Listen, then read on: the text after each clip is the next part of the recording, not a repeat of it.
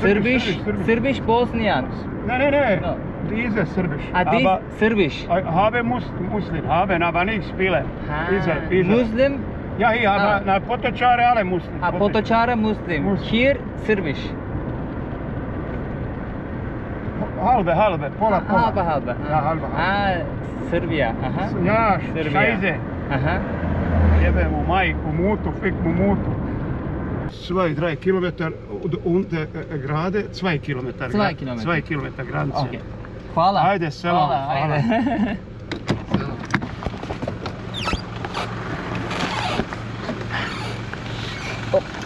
Ciao. Hoppa, çantamızı şöyle sırtımıza alalım da. Şimdi, Brasil. Bu arada biz Brasil diye okuyoruz ya da Brezilya diyoruz ya Türkçe'de. Brasil olarak telaffuz ediliyormuş. Orijinal haliyle. Brasil. Böyle ilginç bir bilgiyle başlayayım videoya. Of, nasılsınız dostlar? Umarım herkes iyidir. Keyfi yerindedir. Sağlığı yerindedir. Şimdi Bosna Hersek'teki son dakikalarım. Umuyorum ki bir aksilik olmazsa Sırbistan'a geçeceğim. Şu an sınır şehrindeyim. Buradan sınır 2 kilometre. Abi beni sınıra yakın bir yere kadar bıraktı. Otostop çektim. 2 kilometre sınıra yürüyeceğim. Çünkü cebimde hiç ama hiç Bosna marka kalmadı. O yüzden sınırı yürüyerek geçeceğim. 2 yere kadar otostop çekeceğim. Orada artık paramı bozarım. Bankadan mı çekerim bilmiyorum. Bakacağız. O zamana kadar dedim ki yani burada parayı bozmayayım. Gerçi burası Bosna Hersek'in içerisindeki Sırp Cumhuriyeti birimi, bölgesi. Belki burada Sırp dinarı geçiyordur. Bir fikrim yok. Sormak lazım. 2340. 2340. Yes. Okay. Only in mark this city. No pay for dinar. Only mark. Somebody is received. Somebody no is problem. No okay. problem. Hvala. Thank you.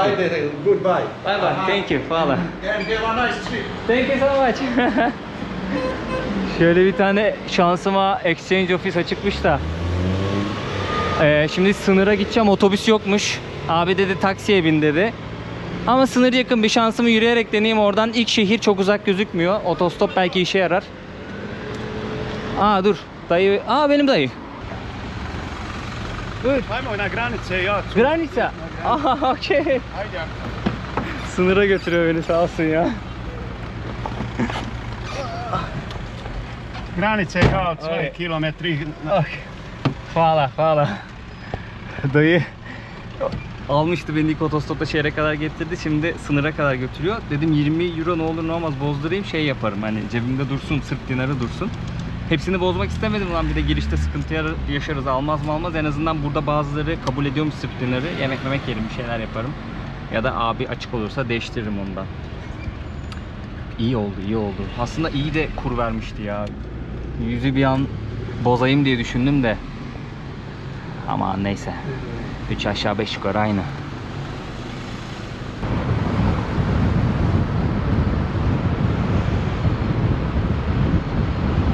Sınıra yaklaştık şimdi. Karşı taraf Sırbistan. Birazdan sınırı geçeceğim. Geçtikten sonra durum nedir? Girdik mi? Giremedik mi? Ne yaptık? Girdiysek neler sordu polis? Anlatırım hepsini dostlar. Etraf ne güzel yemyeşil ya. Her yerde mısır tarlası var. Birkaç tane sera gördüm. Orada da domates yetiştiriyorlardı.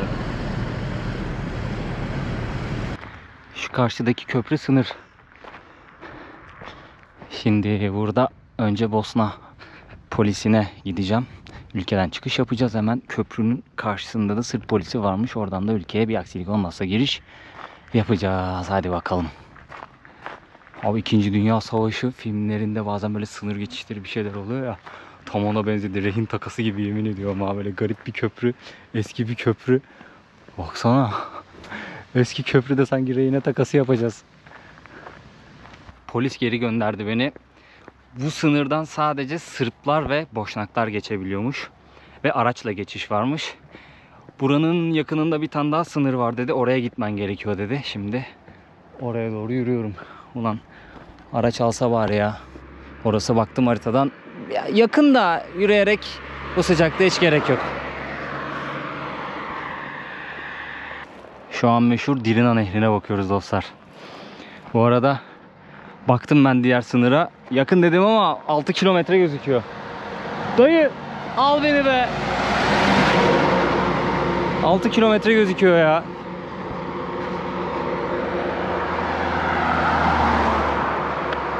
Vay arkadaş ya. Çok kötü bir yerde kaldık. Saat 3:30. Bir saate falan. Bir saati de geçip 1,5 saate yürürüm herhalde 6 kilometreyi bilmiyorum ki. 1,5 saat tutmaz da 1 saati geçer. Ya çok kötü bir yerde kaldık. Sağ tarafta yürünecek yer yok. Burada da gerçi yok da. En azından şöyle şeylere basa basa yürüyorum. Otostop da çekemiyorum ya. Tüh. Sırbistan'a girdim dostlar. Birazcık beklettiler sınırda. Görevli pasaportumu aldı. Sisteme okuttu. Baktı Türk pasaportu. Soru sormaya başladı. Kaç gün kalacaksın? Nerelere gideceksin? Otel rezervasyonun var mı? Falan diye öyle sorular sordu. Bende de otel rezervasyonu yok. Ama kaç gün kalacağım belli. Çünkü dönüş biletim var. Dedim ki dönüş biletim var. Otel rezervasyonum yok. Dönüş biletimi göstereyim size. Bayağı satın aldım bilet bu arada. Öyle fake bilet falan yapmadım. Yani kaçak sahte bilet yapmadım. Neyse gösterdim bileti. Bakıyor. Şimdi Belgrad'dan İzmir'e direkt uçuş var. Bakıyor anlamadı. İzmir diyor. Arkadaşına gösterdi. Üçüncü bir polis geldi ona gösterdi filan. Kendi aralarında konuşuyorlar, tartışıyorlar. Ya bileti bildiğin kabul etmedi kadın yani. Böyle şey yaptı, anlamadı. Suratı ekşidi böyle no filan diyor. Kafasını sallıyor. Bu arada Dirina'nın üstünden geçiyoruz şu an.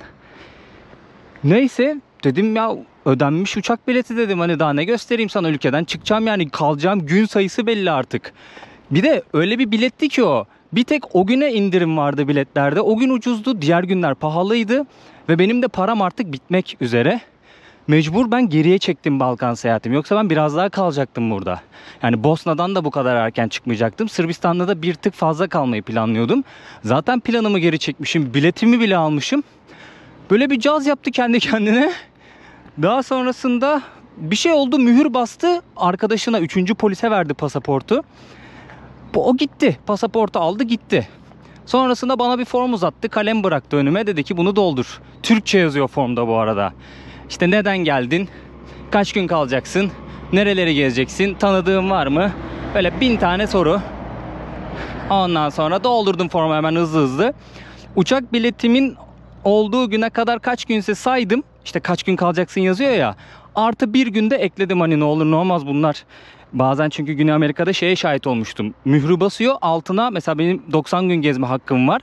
Türk vatandaşı olarak 15 yazıyor. Diyorum ki neden öyle yazdın? 15 gün gezme hakkı veriyorum sana diyor. Ben öyle bir şey yapacak zannettim. Bir gün daha fazladan yazdım ben. Kadına da söyledim. Bak dedim, eğer bir problem çıkarsa dedim, o yüzden bir gün fazla yazıyorum. Çünkü önünde saydım, böyle takvimi açtım saydım yani. Neyse, mührü zaten basmıştı. Üzerine bir şey yazmadı sonrasından, pasaportu geri aldı. Tekrar bir şeye baktı. Bir yazı yazmadı. Yani istesem hani 90 gün kalırım, bu problem olmaz ama şimdi bunlar takip eder. Hani fazladan kaldığımı tespit eder. Bir sonraki gelişimde sorun çıkarırsa diye bir düşünmedim değil. Yaparlar mı? Yaparlar. Zaten halihazırda uçak biletim var. Döneceğim. Hani her halükarda söylediğim tarihte döneceğim. Hatta kağıda da yazdım. Bak şu tarihte dedim uçağım var. Belgrad'dan İzmir'e. Onu da yazdım yani, eşek değillerse anlarlar. Neyse girdik, sıkıntılıydı biraz ama girdik yani. Kadına diyorum ki otobüs yok diyorum diğer şehirden. Ondan diyorum yürüyerek geldim. Bana dediler Sırt tarafına geç, oradan otobüse bin. Şimdi benim aklımda Novi Pazar'a gitmek vardı. Millet şey diyor, buradan Novi Pazar'a otobüs bulamazsın diyor. Ben de Belgrad'a giderim artık, yapacak bir şey yok. Şehir bu. Ljubovija.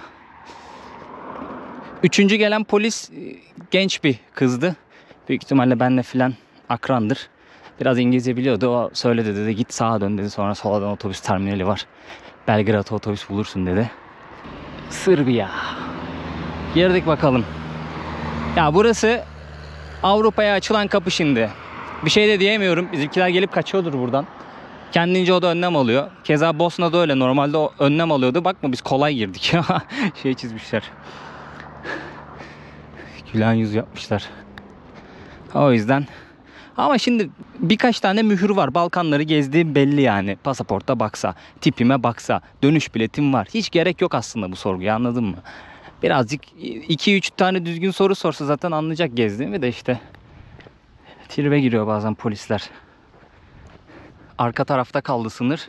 Kamerayı bilerek böyle göğsüme tuttum ki şimdi kamera vardır orada, izliyorlardır. Elimde GoPro'yu görünce caz yapmasınlar diye. Hem etrafı da göstereyim istedim.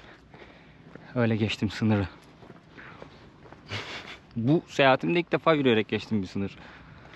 Hep otobüsle geçiyordum ne olur ne olmaz diye. Bir de sıcakta otostop çekmek şey oluyor. Zor oluyor. Zaman da önemli benim için bu seyahatimde. Artık geldik. Sırbistan'dayız.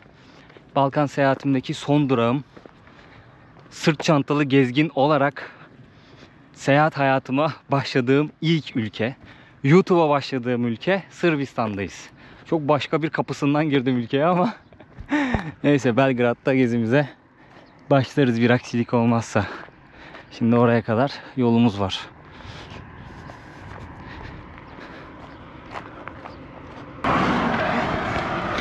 Ja tamo čekao, my children mora home. No problem. Bus. Bus, please. Nemaš problem. A lot of question. Because Turkey. Ne znam. Bu abi beni şey yapmıştı da şehre kadar ben öteki sınırdan bir otostop çektim. O şehirde de bu abi aldı, sınıra kadar getirmişti beni sağ olsun. Sınırdan önce indim, şimdi adamın arabada çocuğu var, polis biliyorum çünkü sıkıntı yapma ihtimali yüksek. Adama da zan altında, adam bırakmayalım yani bir sıkıntı olmasın diye. İnmiştim arabadan, kendim geçtim. Abi de çocuğu bırakmış, sınıra doğru geldi, beni aldı, şimdi otobüs terminaline bırakacak. I explain. YouTube. Okay, no problem. No problem? No problem. Okay. Abimize de göstereyim, no problem dedi. Sağ olsun ya. Bosnia. Bosnia, Elder Zukanović. Nice to meet you abi. Güzel insanlar var ya. Güzel insanlar her yerde.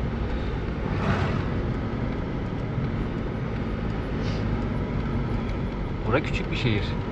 Ljubovija. Ljubovija. Şimdi biz 20 euro bozdurduk da bakalım bizi Belgrad'a kadar götürecek mi? How much for bus for Belgrad? Internet. İnternet. Okay.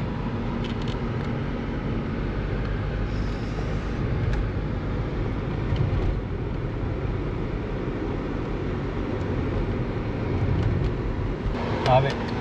Nice to meet you abi. Sretno, abi. Eyvallah, Sretno. eyvallah. Hvala. Zdravi Sağ ol živio. abi, eyvallah. Sretno. İnelim. Allah'a emanet abi. Ciao ciao. Abiyle birazcık sohbet etmiştik. Şu yan taraftan giriş. Ciao. Türk olduğumu öğrenince mutlu oldu adam ya bayağı. Sağ olsun bak, yolda gördü, geldi getirdi. Şeye dönüyordu. Ülkesine dönüyordu. Döndü. Aldı beni, şey yaptı. Terminale getirdi. Hakikaten güzel insanlar var dünyada. Hello. Do you have ticket for Bus. bus? It's direct Belgrad. Belgrad. No Novi Pazar. No. How much Belgrad? Money. Money. Dinar.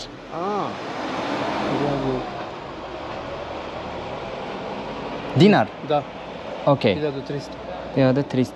Euro. 12, 13 EU. 4 hours, 5 hours. How many hours? How many hours? Ne zna da mene nađe. How many hours? Sad u 16:30. Buçuk. 16:30. And Belgrad? Belgrad. 5 hours. U 8 i 30. Tamam. 4 Tamam. sat. 4 sat. Okey. Tamam. Sağ ol abi. Eyvallah. Şimdi paramıza bakalım da. Abi 1300 dinar dedi. Şimdi hesaplayacağım kaç euro yapıyor. Oo var, yetiyor, tamam. Is there market for market water? Tu Paisa. Uma şu fondo. Al bir tane şundan. Bu bizi güzel tutar. Bir de soğuk bir içecek istiyor canım ama şöyle meyve suyu alalım.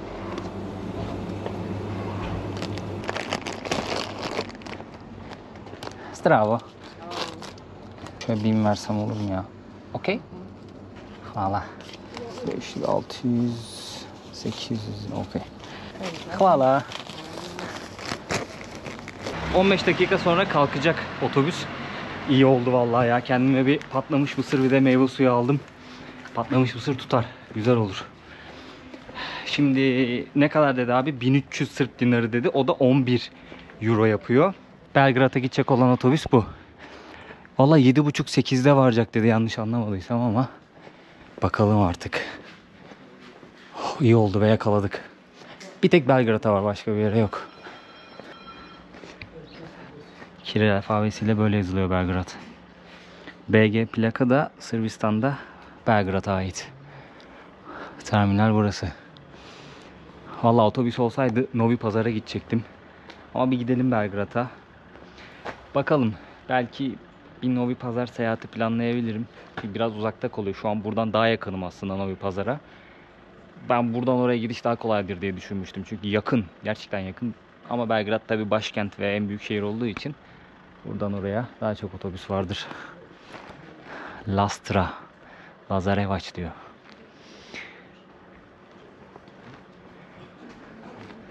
Abi çok eski her şey ya. Ya o kadar döküntü ve eski ki her şey. Otobüsler, terminaller, yollar. Ama etrafa bak, yemyeşil. Müthiş coğrafya. Gerçekten müthiş coğrafya Balkanlar. Seviyorum Balkanları ama bu Balkan seyahatimde şöyle bir sıkıntı oldu. Şimdi ben ikinci kez bir Balkan seyahati gerçekleştiriyorum. İlkinde insanlarla biraz daha böyle iyi anlaşıyordum. Ama bu geldiğimde biraz daha böyle kabalar, anlayışsızlar, böyle hödükler falan çıkıyor aradan. Bilmiyorum, özellikle Karadağ'da biraz sıkıntı yaşadım bu konuda. Bosna'da birkaç kişi böyle biraz beklenmedik bir şekilde kabaydı. Keza Arnavutluk'ta gördüm. Kosova, evet Kosova'da çok fazla böyle halkla iletişime geçemedim. Türk bölgesi hariç. Yani Prizren ve Mamuşa hariç. Yani birazcık şeydi, böyle tuhaf geldi bana açıkçası ya.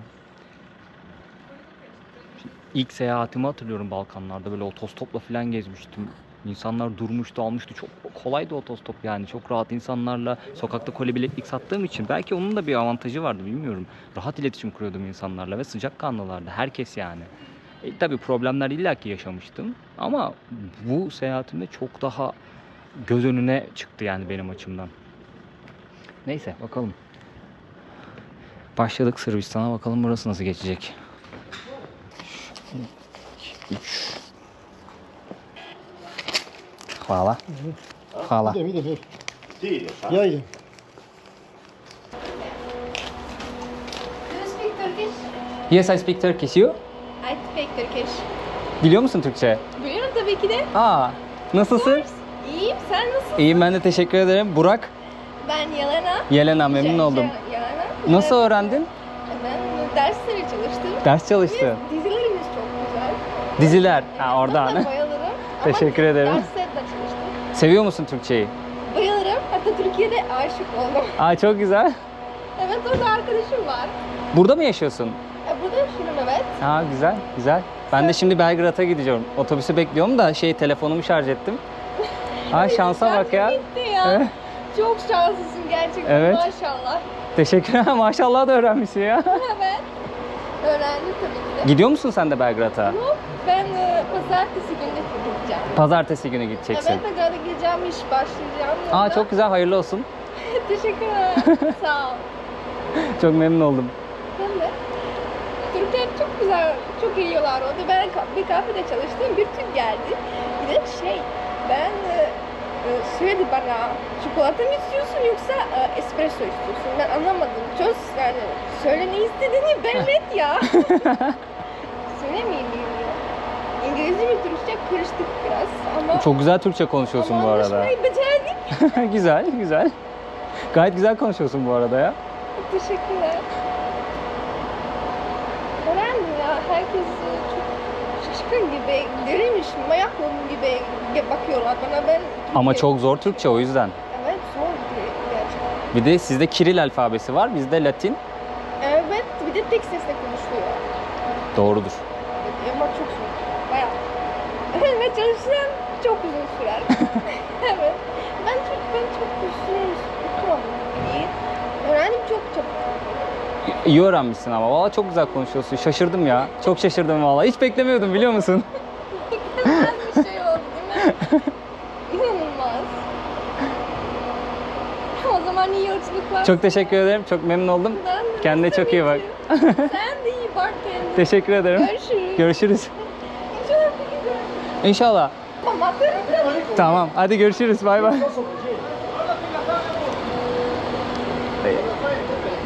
Şansa bak ya.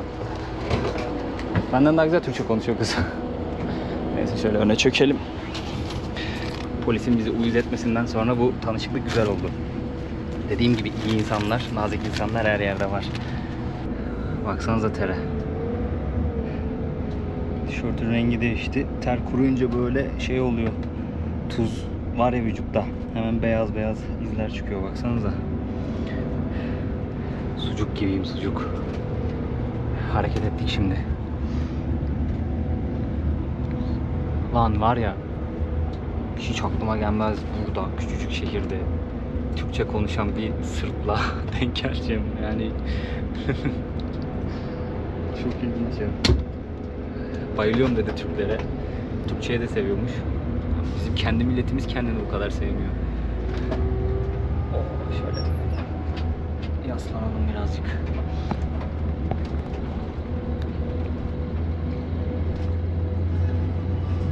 İlk gittiğim sınır karşıda. Beni almamışlardı ya. Bakın şu taraf Bosna tarafı, bu taraf Sırbistan tarafı. Şansıma da hiç taze değilmiş ha ama güzel. Tuzlu olduğu için kendime getirdi beni.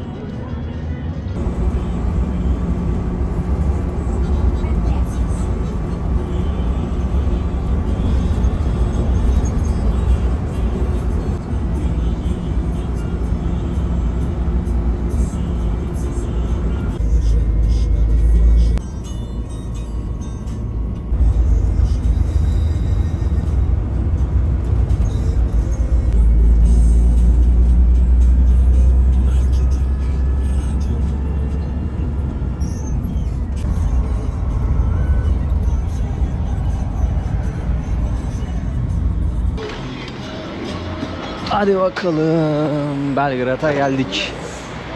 Havayı da kararttık sayılır. Burası otobüs terminali. Allah'tan şehrin merkezine yakın ya. Çok fazla yürümeyeceğim. Yaklaşık 2 kilometre yürüyeceğiz. Hatta 2 kilometre bile değil. Ana meydana gideceğiz. 3,5 saati geçti ama 4 saate yaklaştı. Uzadı birazcık yolculuk. Şimdi Belgrad'a giriyor. Belirli noktalar var. Terminale gelmeden önce inecek yolcuları bırakıyor. Şimdi biz eski Belgrad tarafındayız. Yeni Belgrad'ın o taraftan geliyor. Orada başlıyor insanları bırakmaya. Çünkü orada da yerleşim yeri var. Hatta havalimanı Yeni Belgrad'da. Sırbistan'a geleceğiniz zaman uçakla geldiğinizde havaalanına indiniz, Yeni Belgrad'da olacaksınız. Hatırladığım kadarıyla bunu araştıracağım. Bir sonraki videoda büyük ihtimalle anlatırım. Belediye otobüsleri havaalanı ile şehir merkezi arasında ulaşım sağlıyor. Yani saatleri vardır mutlaka. Belki gece otobüsü vesaire yoktur ama gündüz vakti belli saate kadar otobüs çalışıyordur, belediye otobüsü. Yani taksiye dünya kadar para vermenize gerek yok. Çünkü bayağı şehrin dışında, uzakta kalıyor havalimanı. Thank you, hvala. Hvala, teşekkür ederim demek. Sırpçada.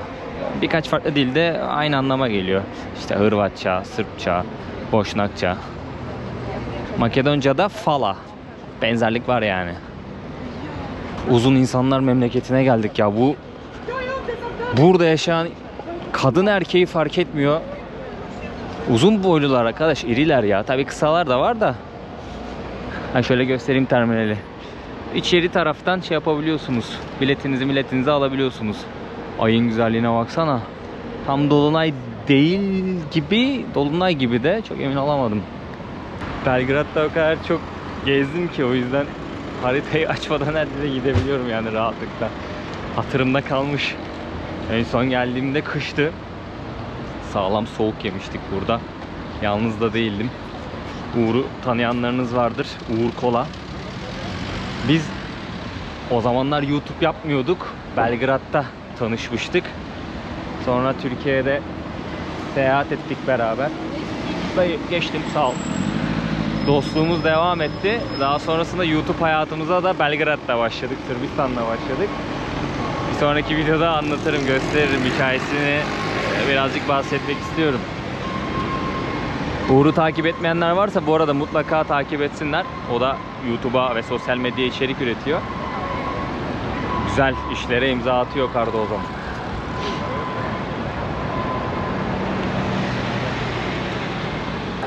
Sokaklar canlı. Merkez canlı. Şimdi ilk işimiz internet bulmak. Bir hostel rezervasyonu yapmam lazım. Bu caddenin ismi Knez Mihailova bu arada. Bol bol gezeceğiz burada. Ne yapacaktık? Rezervasyon yapacaktık. Daha sonrasında bir döviz bürosu bulursam para bozdururum. Ondan sonra bir şeyler yerim. Hostele yerleşirim. Bugünü kapatmış olurum. O açık döviz büro olur. Süper. Şahane. Hello, how are you? Good? Yes, very hot. I have 80 euros. How much dinar? Biz de hesaplayalım da bir. 9200. Okay. Thank you Fala. Şöyle 20 euro Bosna'da bozdurmuştum. Abi iyi kur vermiş yalnız ha. Hakikaten haklıymış. Sırbistan'da daha düşüğe bozarlar dedi. Burada 116'ya bozdular abi, 117'ye bozdu. Şöyle göstereyim. 2000 dinar bu. Sırbistan'da para birimi dinar. Şöyle bol bol 2000 dinarımız var. Şöyle sayalım da 2, 4, 6, 8, 9, 9, 2. 9280 euro. Şöyle 1000 dinar. Bu da 200 dinar. Şimdi kur nedir? 1 euro normalde 117 dinar. Ama işte 116'ya 115'e falan bozuyorlar merkezde. Ben 2 yere sordum. Şu döviz ofisi 116'dan bozdu. Nerede? Hemen burada bir tane şey var. Knez Mihailova'da bir alışveriş merkezi var. Burası da Kale Meydan. Bir sonraki videoda hepsini detaylı bir şekilde açıklayacağım. Şimdi sadece gösteriyorum. Burada bedava internete girebilirsiniz. Tuvalet kullanabilirsiniz ve şu abla iyi şey verdi, kur verdi. Bir sorun ama yine de yani belki değişebilirsiniz geldiğinizde. Belki daha iyi bir kur bulursunuz. Araştırın, sorun yani. Heh. Parayı bozduk. Şimdi burada internete bağlanalım. Ne yapalım? Rezervasyon yapalım. Sonra da yemek vakti.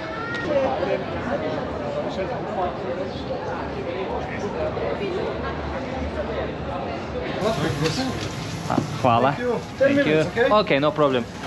Bir tane böyle sandviç, döner yapan bir yer buldum. Pleskavisa söyledim kendime.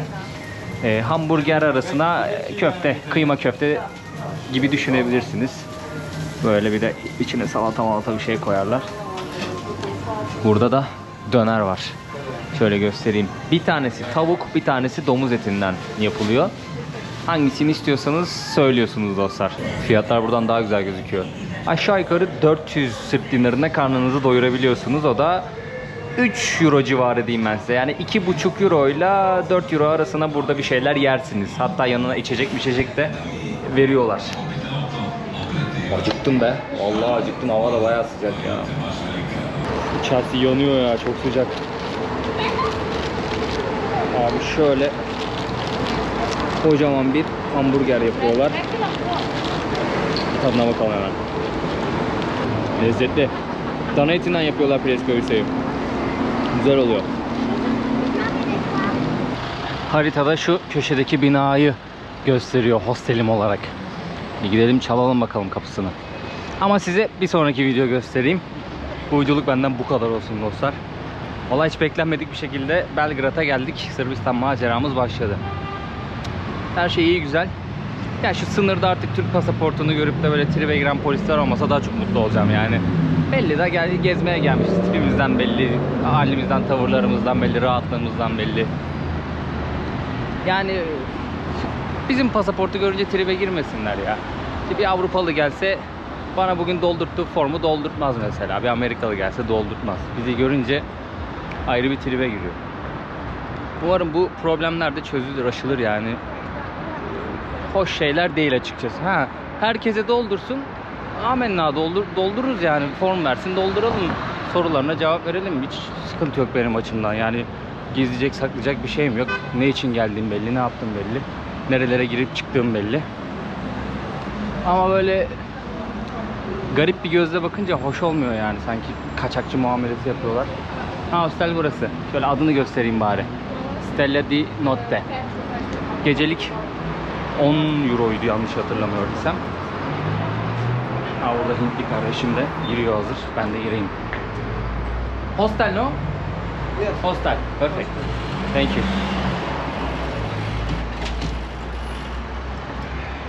O zaman bir sonraki videoya kadar kendinize çok iyi bakın dostlar.